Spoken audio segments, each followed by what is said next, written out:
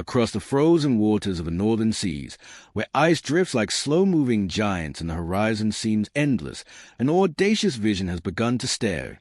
Imagine swapping a 4-hour ferry journey for a seamless drive across a monumental bridge, reaching another nation in just 60 minutes. No decks, no sea spray, no waiting for departure horns. Just a road stretching into the sky, carrying you from Finland to Sweden over the Gulf of Bothnia. This concept isn't just ambitious. It's historic. A crossing nearly 40 kilometers long, engineered over one of the most delicate and unforgiving maritime landscapes on Earth. A link that could become one of the longest sea-spanning connections ever constructed, rewriting records, reshaping maps, and redefining movement in Northern Europe. For generations, this region has relied on ferries, winding northern road trips, or air routes to close the gap between these two countries. Yet the distance, though narrow on the map, has always felt vast in experience. Shared heritage, trade, innovation, and alliances connect the people. The land, however, has remained apart. Now, a changing world has pushed the conversation into the spotlight. With both nations strengthening defense cooperation through NATO, the value of a permanent, resilient land corridor carries new strategic weight. Trade routes, renewable energy exchange, green fuel pipelines, emergency mobility, everything feels more urgent, more essential, more real. But every dream of this scale carries a shadow. One shaped like budget sheets, environmental warnings, and engineering unknowns. The Gulf is dotted with protected islands, rising land masses, shifting ice patterns, and ecosystems recognized globally for their fragility. The ground beneath continues to climb upward each year, still breathing from the rebound of ancient glacier. Any surface connection must respect a landscape crowned with UNESCO World Heritage status. A region where even millimeters of disruption could echo through sea currents, wildlife corridors, and natural rhythms older than nations themselves. To explore what is possible, governments commissioned a major feasibility study in 2025. Engineers, analysts, and planners tested designs ranging from long surface bridges to hybrid tunnel routes and fully submerged rail passages deep beneath the seabed. The findings confirmed something remarkable. The crossing can be built, not one way, but several. Roads alone, rails alone, or both combined. Causeways, tunnel segments, undersea alternatives stretching for over 100 kilometers, all technically within reach. Yet practicality leaned toward the simplest design. A surface-level road-only bridge emerged as the most efficient compromise, dramatically improving connectivity without climbing into the dizzying costs of deep tunneling or complex hybrid systems. Traffic models predicted a rise in daily movement, thousands of passenger vehicles and hundreds of freight trucks. Higher than today's ferry numbers, yet still modest compared to Europe's busiest crossings. Enough to justify progress. Not enough to erase financial caution. Funding this megastructure would require more than ambition. It would demand collaboration between Finland, Sweden, and the European Union, tapping into continental infrastructure programs and innovative financing strategies. New models are already being explored, searching for solutions that traditional investment timelines can't sustain alone. Politically, the project remains in its infancy. No groundbreaking dates. No construction crews warming their engines yet. Even under ideal momentum, work may not begin until the late 2030s, with completion reaching far into the 2040s.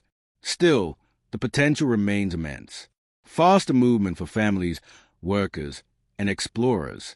A boost to regional commerce, manufacturing, and tourism. A fortified overland route for defense mobility during crisis. A corridor for clean energy infrastructure powering a shared green future, because ideas as powerful never fade. They evolve, sharpen, and return stronger when the moment demands them. If this connection becomes reality, it will do more than shorten the journey. It will compress time itself for an entire region.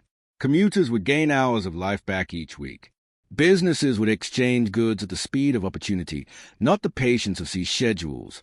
Tourists would explore without watching the clock or the weather forecast.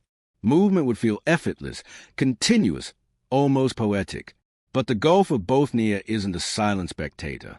It's a force, a world of winter dominion, where ice pressure tests steel like an opponent tests armor, where currents rewrite rules daily, and where nature still shapes the land upward every year. Building here isn't just construction. It's negotiation with the elements, a pact with geography, temperature, and resilience. Critics argue that the cost may outweigh the numbers, that ships will always move freight cheaper than highways can carry it, that environmental protection must outweigh architectural prestige, that upgrading ferry fleets might deliver 80% of the benefit for 20% of the cost. And these arguments carry truth, weight, and logic, but supporters see beyond spreadsheets. They see continuity when waters are closed by ice, security when sea routes are disrupted, economic confidence when borders are bridged by asphalt instead of anchors. They see pipelines carrying hydrogen, cables transferring renewable power, and roads transporting more than vehicles, carrying stability, preparedness, and shared progress. Even if this bridge remains a vision for now, the conversation has already shifted the future. It has forced new questions about northern infrastructure, climate-adaptive design, defense mobility, and sustainable mega-engineering. The idea has entered the bloodstream of regional ambition, and perhaps that's where the story truly begins. Not in completion, but in persistence. Not in concrete, but in momentum. Not in a ribbon-cutting ceremony, but in a quiet decision year from now, when feasibility becomes necessity.so for the moment. Ferries still own the passage. Their lights still glow against long winter nights. Their engines still hum the soundtrack of today's connectivity, but the future is rarely built on what is easiest. It's built on what refuses to stay impossible. Distance, especially in the north, has always been measured differently, not just in kilometers, but in endurance, patience, weather windows, and the rhythm of seasons. Hey, the sea dictates the pace, and the land shifts slowly upward, still stretching after the last ice age like a world waking from a long winter sleep. A structure that spans this gulf would have to breathe with nature, not battle it. It would need to withstand ice forces that could crush ordinary engineering like glass, towers anchored deep enough to ignore storms, and foundations flexible enough to adapt as the coastline quietly rewrites itself each year. This project carries a paradox. It is completely possible, yet not completely practical, at least not today. But history has proven something again and again. Infrastructure isn't built only when demand is high. It's built when uncertainty becomes expensive, when resilience becomes priceless, and when waiting becomes a risk no one can afford. If this crossing moves forward, it will unfold in phases: debates, agreements, environmental guardianship, funding diplomacy, and design revolutions. It will demand corporations sharper than ambition, two nations working like synchronized gears, the EU acting as a fuel, and engineers scripting solutions the world hasn't tested yet. And if the first shovel ever breaks ground, it will send a message louder than the steel rising from the water. A message that says the North will no longer accept detours as destiny, that alliances deserve roads, not departure lounges, that innovation must reach farther than hesitation. But until then, the ferries still carry the torch, still crossing through fog, frost, and icy calm, stitching two shores together temporarily, faithfully, repeatedly. They are the proof that connection is not the question, only permanence is. So the story remains open-ended, and perhaps that is its greatest strength, because the boldest projects are not those that begin immediately. They are the ones that refuse to disappear, that keep returning like unfinished symphonies waiting for their final movement. One day, the world may look back at this moment, not as the year the bridge was built, but the year the impossible stopped sounding irrational, and conviction has a strange power. It doesn't make noise, yet it shifts everything around it. It pulls policymakers back to tables they once walked away from. It makes engineers sketch longer lines, imagine taller pylons, calculate pressures others would avoid. It turns distance into a challenge instead of a limitation. A crossing like this would stand in a world where nature still leads. A world of frozen corridors, shifting tides, an island protected like treasures. Every beam placed here would carry responsibility. Every tower would rise not just as a connector, but as a promise to protect what surrounds it. Because this isn't only a route. It's a handshake across winter, a corridor carved from strategy, economy, and necessity. A bridge that would carry trucks, travelers, energy, defense mobility, and something harder to quantify: confidence. The belief that northern borders can be reinforced by roads, not weather reports. That trade can flow without schedules dictated by ice charts. that preparedness matters even when skies are calm. Supporters don't see a structure. They see a spine for future movement, a backbone for emergencies, commas, and alliances, a link strong enough to keep functioning when storms rise, when shipping pauses, when politics shift, when timing becomes critical. Opponents don't see failure.